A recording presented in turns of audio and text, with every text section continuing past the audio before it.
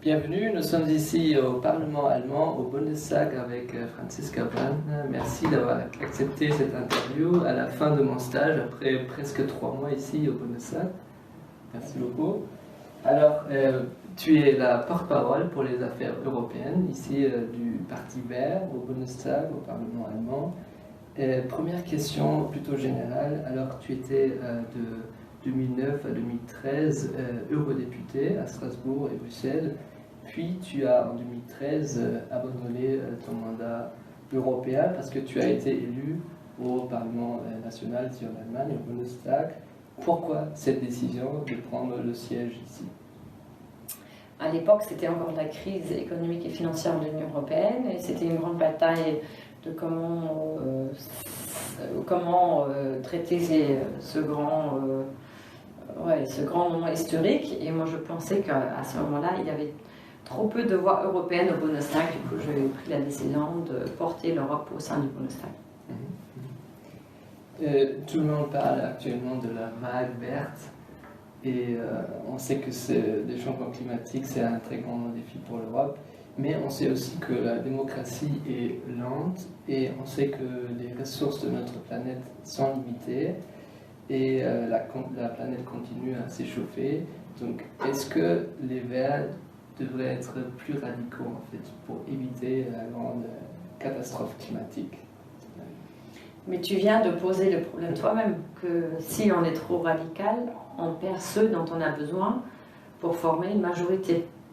Et je suis convaincue qu'on n'arrivera pas à sauver ce planète si on n'engage pas toute la société et si ce n'est pas socialement et démocratiquement correct. Du coup, l'un est plutôt la condition sine qua non pour faire avancer nos politiques pour une meilleure politique climatique.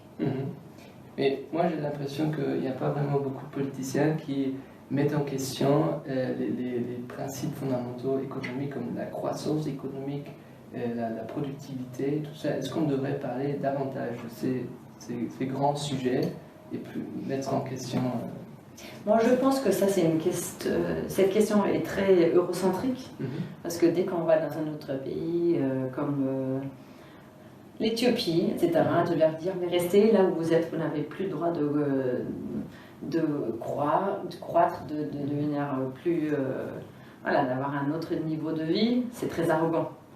Du coup, pour moi, c'est pas du tout l'approche qu'il faut suivre, c'est de redéfinir la croissance, d'en faire une croissance qui inclut beaucoup plus l'aspect environnemental, climatique et social.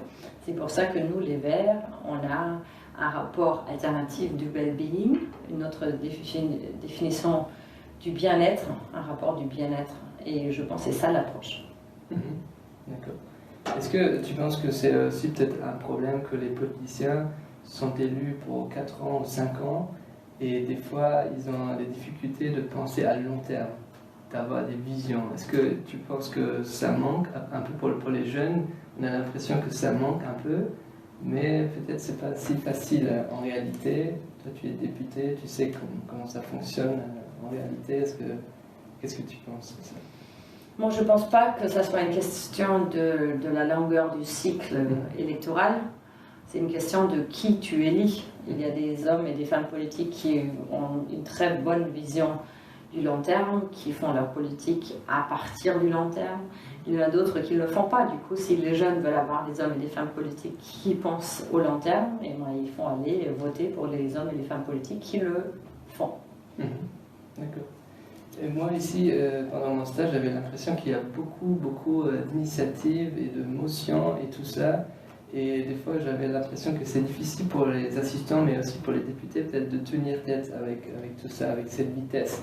Est-ce que tu es d'accord avec cette évaluation et tu penses que peut-être des fois, ça serait mieux d'avoir moins d'initiatives, de plus mettre la lumière sur les choses importantes?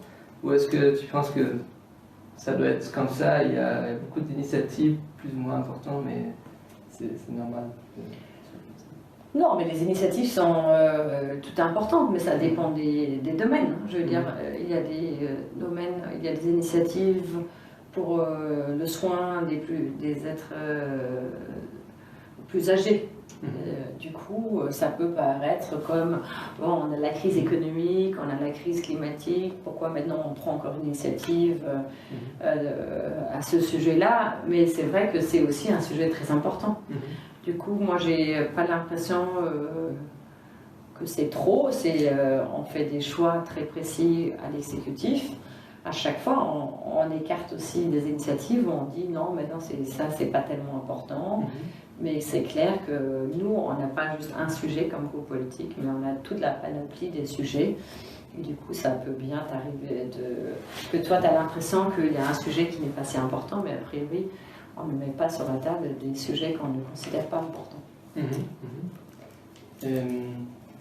Qu'est-ce que tu penses, quels sont les grands défis majeurs maintenant qu'on est entré dans une nouvelle décennie? Quels sont peut-être les 3 grands défis pour les années 2020? Bon, c'est de la transformation vers une économie sans CO2, c'est de faire ça en gardant et en renforçant la démocratie et de garder et de recréer le tissu social. D'accord. Est-ce que tu penses que la polarisation de la société est un grand problème? On regarde aux États-Unis, c'est déjà un autre État et c'est très grave à mon avis que la polarisation entre les démocrates et les conservateurs. Est-ce que tu penses qu'on va arriver à ce stade aussi en Europe et qu'est-ce qu'on peut faire contre ça? Et comment penses-tu qu'on peut peut-être sortir un peu de notre bulle verte des fois où chacun est un peu dans sa bulle, la droite aussi, les conservateurs aussi? Comment on peut maintenir le dialogue entre...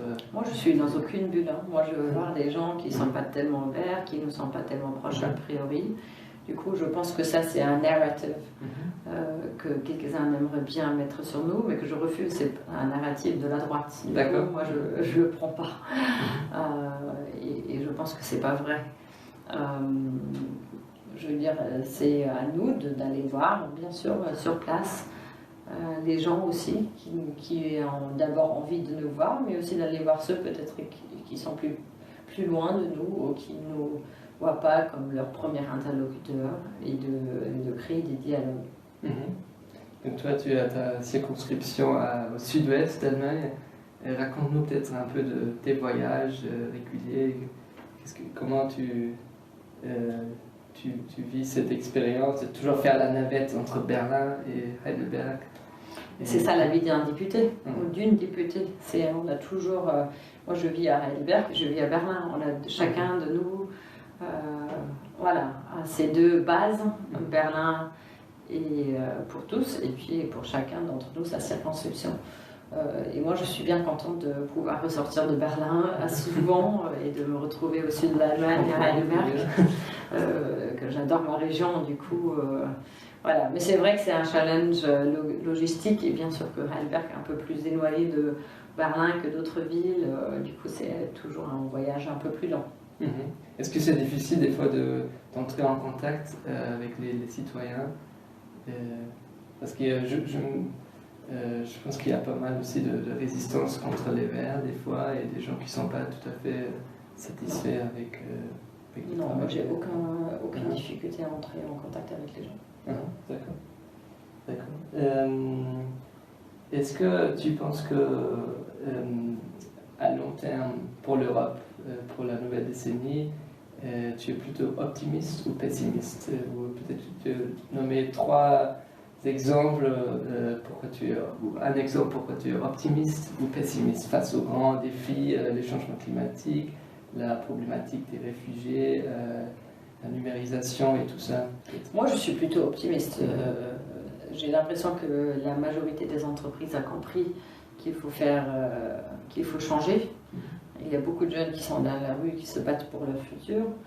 Et j'ai l'impression que c'est un sujet qui est maintenant au cœur de l'agenda. Du coup, moi, je suis plutôt optimiste. Qu'est-ce qui me rend un peu plus pessimiste? Bon, c'est la situation internationale, la tension internationale. C'est ça où je me demande de temps en temps qu'est-ce qui va venir. Mais bon, a priori, je suis plutôt optimiste, surtout pour le climat.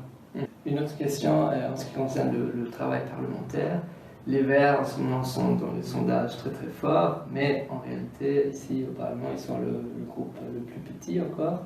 Et même avec la gauche ensemble et avec les libéraux, c'est une opposition assez petite, minoritaire. Est-ce que ça pose des problèmes des fois d'être dans l'opposition? Et comment penses-tu que ça changerait si un jour tu étais dans le gouvernement? Est-ce que ça serait préférable pour toi d'avoir le pouvoir pour les Verts? Pour moi, ce qui est important, c'est d'être responsable dans ce qu'on fait, soit à l'opposition ou le gouvernement. Ça fait partie du jeu démocratique d'être soit au gouvernement, soit en opposition. Et je pense que nous, les Verts, comme tu viens de dire, alors qu'on est le parti le plus petit au sein du Bundestag, on a pas mal de poids et on fait basculer et évoluer les choses. Du coup, je pense qu'on peut avoir bien sûr aussi un impact en tant qu'opposition. On aimerait bien entrer au prochain gouvernement, c'est clair, mais bon, à voir. Moi, je ne suis pas quelqu'un qui dit qu'on ne peut rien changer si on est en opposition. Peut-être à la fin, une question plus personnelle. Est-ce que tu as un modèle, un exemple d'une personnalité politique qui t'a inspiré pendant ta carrière? Il y a plusieurs femmes que je trouve, femmes politiques que je trouve fortement, qui m'inspirent. En Baden-Württemberg, c'est Gisela Erler, en Belgique, il y a Simone Susskind. Tu peux expliquer qui c'est, ce qu'elle a fait?